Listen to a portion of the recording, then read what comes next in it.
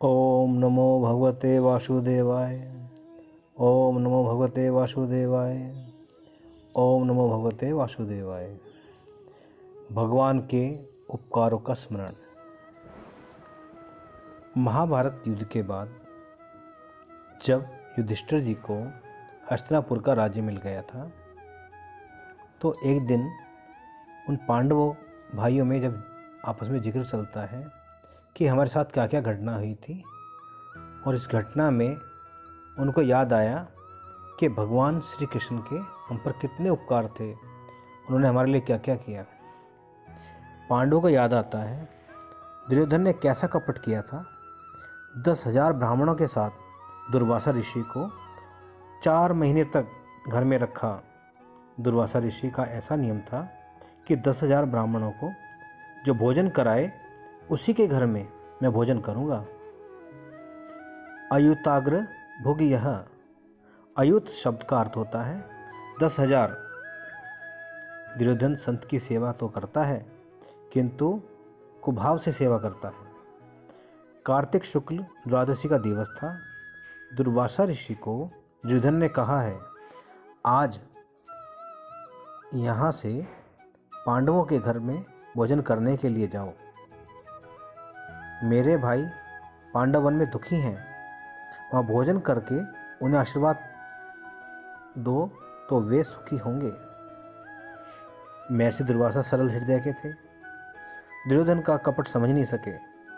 दुर्वासा ऋषि ने सरलता से कहा, कल निर्जल एकादशी का व्रत किया है, आज तेरे घर में पारणा करेंगे, भोजन करके तुम्हें आशीर्वाद देंगे, कल यहाँ से पांडवों के यहाँ जाएंगे।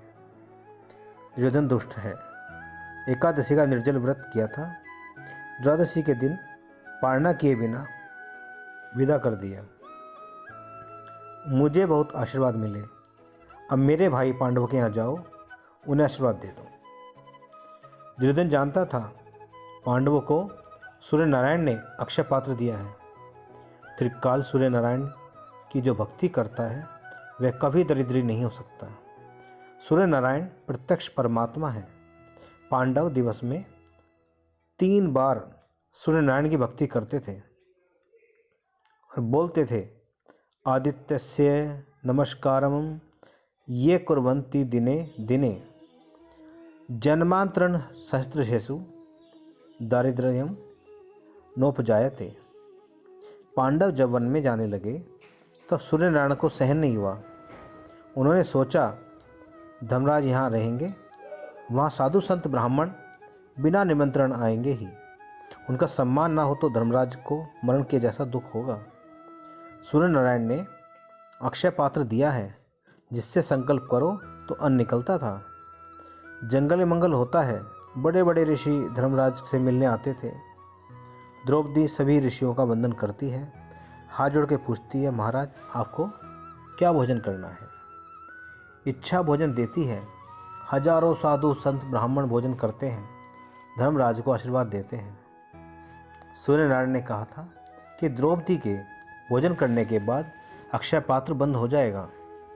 दुर्योधन ने यही कपट किया, सोचा इस समय यहाँ से निकलेंगे तो वहाँ पहुँचेंगे, तब तक द्रौपदी का भोजन हो चुका होगा।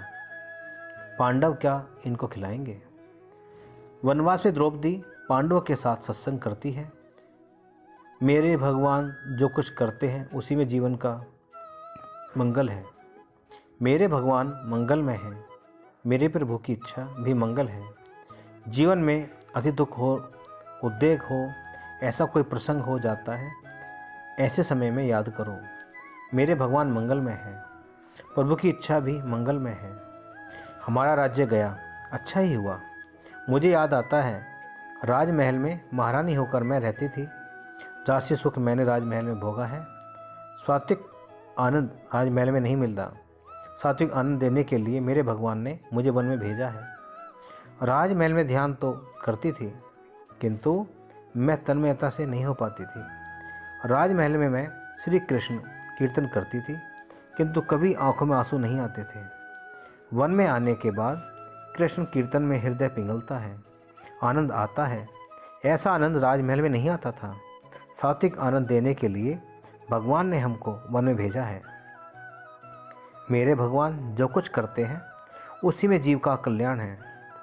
चित्तोदेगम विद्यायापि हरिः यद्यते करिष्यति तथैव तस्य लीलेति मात्वा चिंता धृतम चयेत। पांडव द्रौपदी के साथ सत्संग करते हैं। भगवान ने जो किया है अच्छा ही किया है। दुर्वासा ऋषि वहाँ आए हैं। धर्मराज खड़े हुए हैं। दुर्वासा ऋषि को वंदन किया है। दुर्वासा ऋषि ने कहा 10,000 ब्राह्मण भोजन करने के लिए आए हैं। धर्मराज धीर गंभीर हैं, अति शांत हैं, जानते हैं द्रौपदी का भोजन हो गया है, अब अक्षय पात्र से कुछ निकलने वाला तो है नहीं। अति दुख में कभी मैंने अपना धर्म छोड़ा नहीं, अति दुख में कभी मैंने पाप किया नहीं, अति दुख में भगवान को भूला नहीं हूँ। मेरे भगवान ये कैसी लीला करते हैं ये देखना है। धीर गंभीर धर्मराज ने हाथ जोड़े हैं। दुर्वासा ऋषि को कहा है आपने बहुत कृपा की, 10,000 ब्राह्मणों को आप ले आए हैं। आप सब गंगा जी में स्नान करने जाओ, तब तक रसोई तैयार हो जाएगी। दुर्वासा ऋषि ने कहा सभी को स्नान करने की इच्छा तो है, भूख बहुत लगी है, अब स्नान करके हम लोग जल्दी आते हैं, रसोई तैयार मिलनी चाहिए। अति शांत धर्मराज ध्यान करते हैं क्या होगा अब आगे, क्योंकि घर में तो भोजन था नहीं और द्रौपदी ने सब कुछ खा लिया था, अक्षय पात्र से कुछ निकलने वाला था नहीं, तो धर्मराज की चिंता का कारण यही था। भीम अर्जुन को भय लगता है। द्रौपदी विचार करती है सुना है दुर्वासा ऋषि बहुत क्रोधी हैं, कदापि श्राप दे देंगे।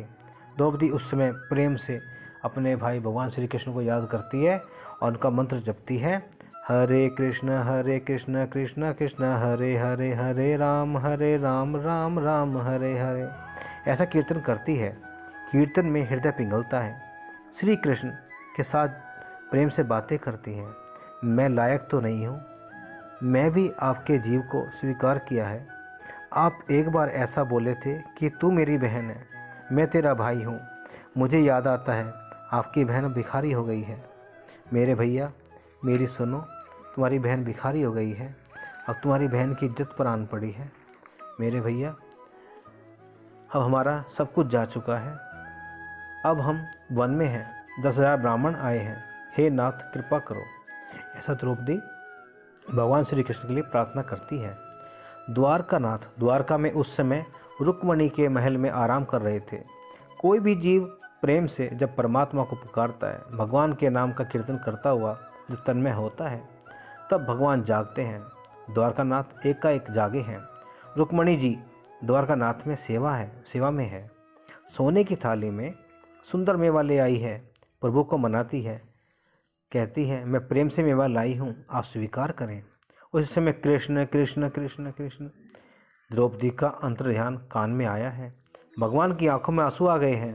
रुक्मणी जी पूछती हैं आपको क्या हुआ है। द्वारकानाथ ने कहा पांडव बहुत दुखी हैं। रुक्मणी जी ने कहा हाँ मैंने सुना है कि पांडव वन में गए हैं, आपको वहाँ जाना हो तो भले ही जाओ, पर अभी तो सेवा को स्वीकार करो, भोजन करो, खा करके फिर जाओ।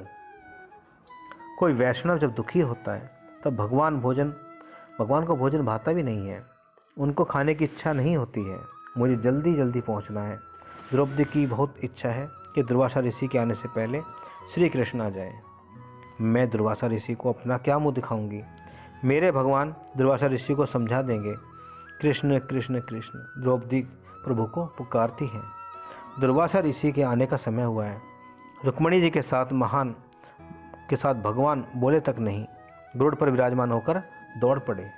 और रुक्मणी जी को भी थोड़ा आश्चर्य हुआ, बुरा लगता है, ये वैष्णव कैसे हैं, भोजन करने के समय भी उनको बुला लेते हैं, खाने की फुर्सत भी नहीं देते हैं। द्रौपदी जी श्री कृष्ण कीर्तन में तन्मय हुई है, लीन हो रही है और कृष्ण कृष्ण कर रही है। तभी द्रौपदी जी को भगवान श्री कृष्ण का दर्शन होता है। भगवान रुक्मणी जी के महल में हैं। रुक्मणी जी मनाती हैं लेकिन मेरे भगवान सब कुछ छोड़कर दौड़े हुए आए हैं। आज मैंने प्रभु को त्रास दिया है, मैंने भोजन भंग किया है, मैं बड़ी स्वार्थी हूँ, मैंने प्रभु को त्रास दिया है। यह विचार मन में आती द्रौपदी रोने लगी है, क्योंकि जब वो अपने ध्यान में होती है तो उनको भी पता लग जाता है कि मेरे भगवान इस समय क्या कर रहे हैं। भोजन करने ही वाले थे तभी उनका स्वर गूंजा और प्रभु श्री हरि विष्णु के अवतार श्री कृष्ण वहाँ से आ गए। श्री कृष्ण द्रौपदी के सम्मुख खड़े हैं। द्रौपदी की नज़र में भगवान के चरणों में सन्मुख देखने की हिम्मत हुई नहीं कि मेरे कारण प्रभु को त्रास हुआ है, मैं स्वार्थी हूँ। श्री कृष्ण भगवान ने कहा, द्रौपदी द्रौपदी, मुझे भूख लगी है। मैंने द्वारका में कुछ खाया नहीं है। मैंने रुक्मणी को कहा था, आज तो द्रौपदी जो देगी मैं वही खाऊंगा। आज तेरे हाथ का खाना है, मुझे भूख लगी है। द्रौपदी हाथ जोड़ती है, मैं अपने प्राण निकाल कर दूं तो भी कम है। मैं क्या दूं मेरे भैया, आपकी बहन भिखारी है, घर में कुछ भी नहीं है। भगवान ने कहा, मेरे लिए तो तुमने घर में जो कुछ रखा होगा वही तेरा प्रेम है, मैं उसी को प्रेम समझकर ग्रहण कर लूँगा। घर में कोई मिठाई आए, फल आए, द्रौपदी का नियम था वह भगवान का भाग अलग करके रखती थी।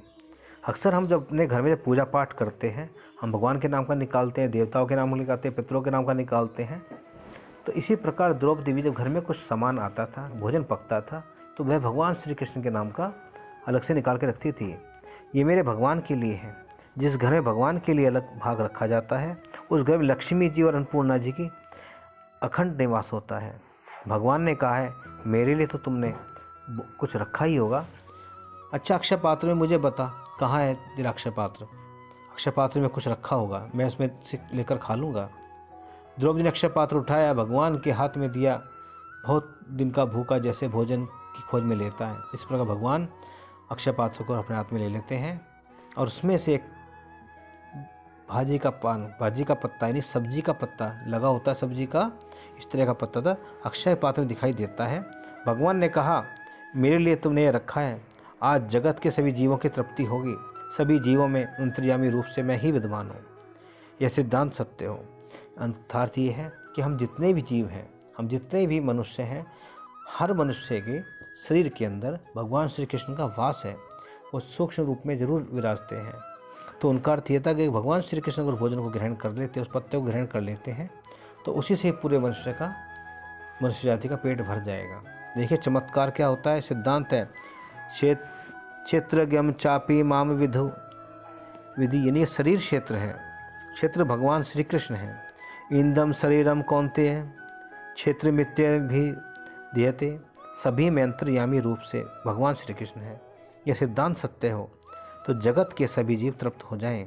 भगवान ने भाजी का पत्ता मुंह में लिया, द्रौपदी ने हाथ जोड़े हैं। द्रौपदी का प्रेम देखकर करके तृप्त हुए हैं। जो प्रभु को प्रसन्न करता है वह जगत को प्रसन्न करता है। जब भगवान के स्वरूप को जानता है वही जगत को जानता है। बहुत से लोग प्रभु संतों को भोजन कराते हैं, ब्राह्मणों को भोजन कराते हैं, गरीबों को अन्नदान करते हैं, अच्छा है, बहुत उत्तम है।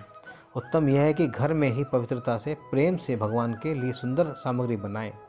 मेरे भगवान भोजन करेंगे, मैं भगवान के लिए करता हूँ। प्रेम से बाल कृष्ण को मनाओ, प्रेम से थोड़ी बातें करो। जो प्रेम से मनाता है तब बाल कृष्ण थोड़ा सा खाते हैं। भगवान को जो प्रेम से भोजन कराता है उसको जगत को भोजन कराने का पुण्य मिलता है। जो श्री कृष्ण को प्रसन्न करता है वह जगत को प्रसन्न करता है। द्रौपदी सांग मत्स्यवाद त्रिलोकीयेन कल्प्यतता तज्जीव ब्राह्मणे के साक्षी ब्रह्म नो हरि है। दुर्वासा ऋषि का पेट फूल जाता है, अर्जुन की डकारें आती हैं। देखिए उधर भगवान श्री कृष्ण ने जब पत्ते को खाया, पत्ते खाते ही भगवान श्री कृष्ण का उधर पेट भरा। उधर दुर्वासा ऋषि जो गंगा स्नान में नहाने के लिए गए हैं, उधर उनको ऐसा लगता है कि तूने जाने कितना भोजन कर लिया है।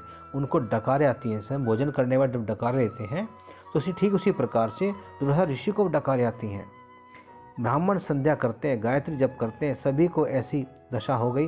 भीमसेन बुलाने के लिए गए दुर्वासा ऋषि को और कहते हैं, महाराज चलो। दुर्वासा ने पूछा है, भीम सच बताना, द्वारका से श्री कृष्ण तेरे घर में आए हैं क्या?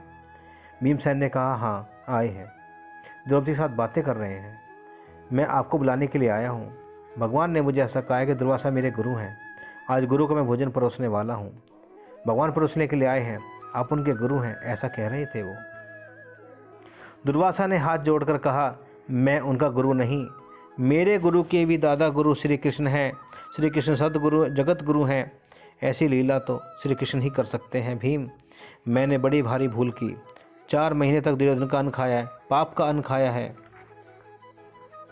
कभी संध्या गायत्री में तमन्या हुई तो नहीं, प्रेम में कभी हृदय पिघला नहीं। वह अन्न अशुद्ध था, मेरी भूल हो गई। तेरे घर में आने के बाद मेरा हृदय शुद्ध हुआ। पांडवों का संयम, पांडवों का सदाचार, पांडवों की सरलता, पांडवों का साधु ब्राह्मणों में सद्भाव, पांडवों की अनन्य कृष्ण भक्ति को देख करके मैं प्रसन्न हुआ।